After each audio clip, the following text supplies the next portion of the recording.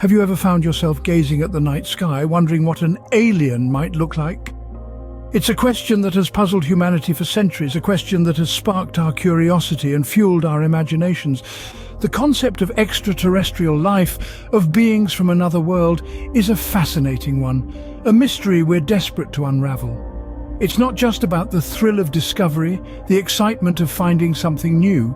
It's about understanding our place in the universe, about trying to answer the question, are we alone?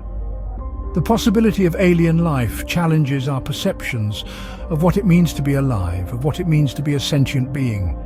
It opens up a world of possibilities, a universe of potential forms and shapes, sizes and characteristics. So, what might an alien look like? It's a question that's difficult to answer, but not impossible.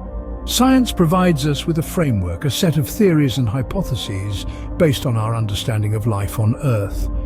We can imagine aliens that are similar to us, beings with 2 legs, 2 arms, a head. But we can also imagine aliens that are vastly different, beings that defy our expectations, that challenge our understanding of life. Perhaps they're microscopic, tiny organisms that float through the cosmos. Or maybe they're colossal, gigantic creatures that dwarf our planet. Maybe they're carbon-based like us, or perhaps they're based on an entirely different element. Their form, their size, their characteristics all depend on the conditions of their home planet, on the environment in which they evolved. But the question remains, would they resemble us? Would they have faces with eyes, a nose, a mouth? Would they communicate like us through speech, through gestures, through expressions? Would they eat and drink like us? Or would their sustenance come from a source we can't even imagine? Would they be a threat to us, or would they be peaceful, curious explorers like ourselves? The possibilities are endless, limited only by our imagination. But one thing is certain, the search for alien life is a journey of discovery, a journey that challenges us to rethink our understanding of life, of the universe, and of ourselves. Let's dive into the vast universe of possibilities. What might these interstellar beings look like? Let's explore. Imagine an alien. Does it look like a creature from our own Earth? It's entirely possible that extraterrestrial life could resemble species we're familiar with, thanks to a concept known as convergent evolution. This means that organisms not closely related independently evolve similar traits as a result of having to adapt to similar environments or ecological niches. Let's take octopuses, for instance. These intelligent, 8-armed creatures are often cited as an example of what alien life could resemble. Their highly flexible bodies, ability to change color and texture, and advanced problem-solving skills set them apart from many other earthly species. Could an alien life form have evolved similar traits to survive in a watery environment on a distant exoplanet? Insects, too, offer a fascinating comparison. Their exoskeletons provide protection and support, allowing them to exist in diverse environments. They have compound eyes for wide-angle vision, and some can even perceive ultraviolet and polarized light. Their antennae serve as sophisticated sensory organs for detecting pheromones, sounds, and even humidity. Imagine an alien species with similar adaptations, honed over millions of years to perfectly suit an environment that might be vastly different from our own. But it's not just about appearance. These earthly comparisons can also provide insights into how aliens might behave. The cooperative behavior seen in ants and bees, for example, could hint at how social structures might form among extraterrestrial species. The nocturnal hunting strategies of bats might be mirrored in creatures adapted to planets where daylight is scarce or non-existent. Remember, these are just conjectures based on the life we know, and the universe is teeming with possibilities. The laws of physics and biology as we understand them would likely play a role in shaping alien life, but the specifics could be as varied and diverse as the countless planets and moons out there. So, an alien could look familiar, yet entirely unique. But what about their size? Could an alien be as big as a whale or as small as an ant? That's a question that has intrigued humans for centuries. Let's delve into the realm of the unknown and explore the potential size of extraterrestrial life forms. Just as life on Earth comes in different shapes and sizes, it's plausible that alien life could too. But what could determine the size of these beings?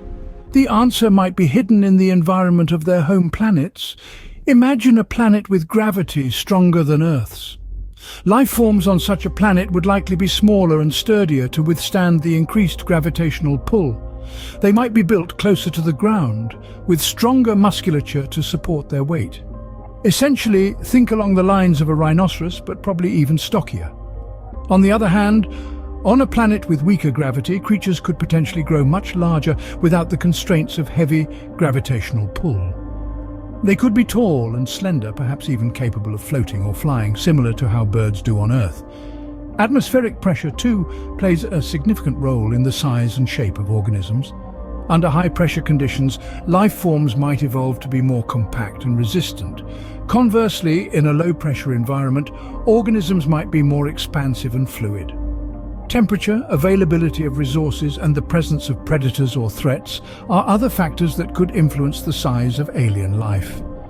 For instance, on a cold planet, life forms might be larger to conserve body heat, following the principle of Bergmann's rule that we observe here on Earth.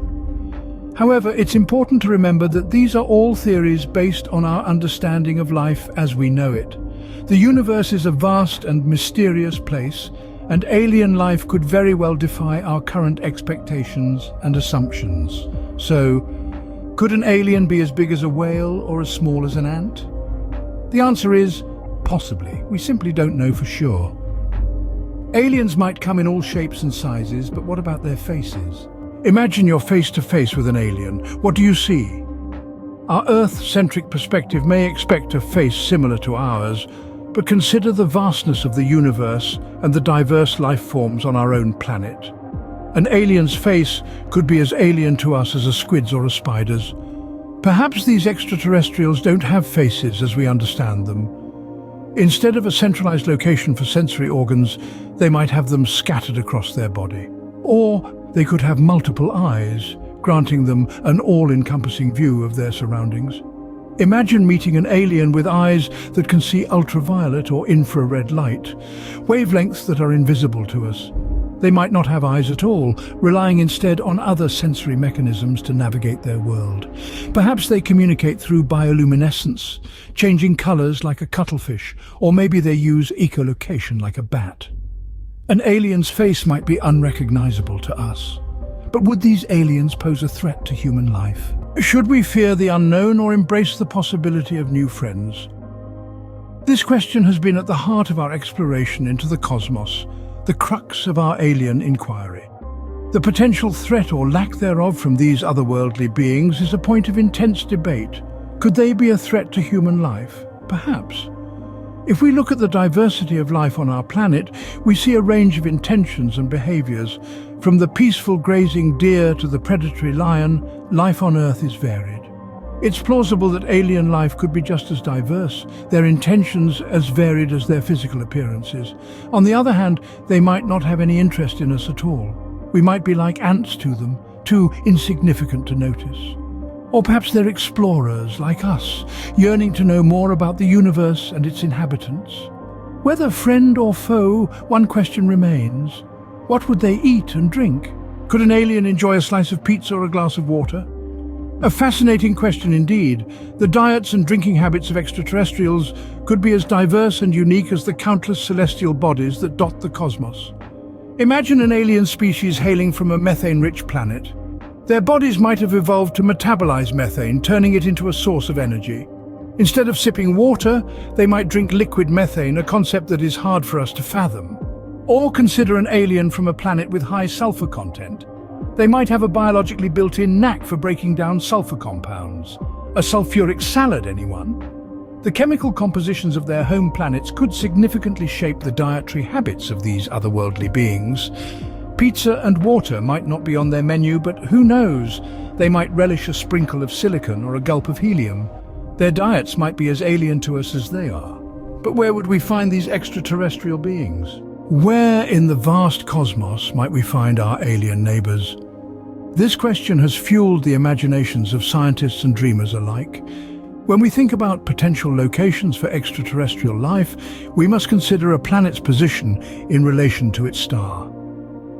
Just like Earth's sweet spot in the Sun's habitable zone, an alien planet would need to be at a distance that allows for liquid water, a key ingredient for life as we know it. But it's not just about the right distance. The planetary conditions are equally crucial. From the atmosphere's composition to geological activity, these factors can create a diverse range of environments that might support life. And then there's the question of time. Life on Earth took billions of years to develop. Could there be planets out there older than ours, where life has had even more time to evolve? As we peer into the cosmos, we can only wonder who might be peering back.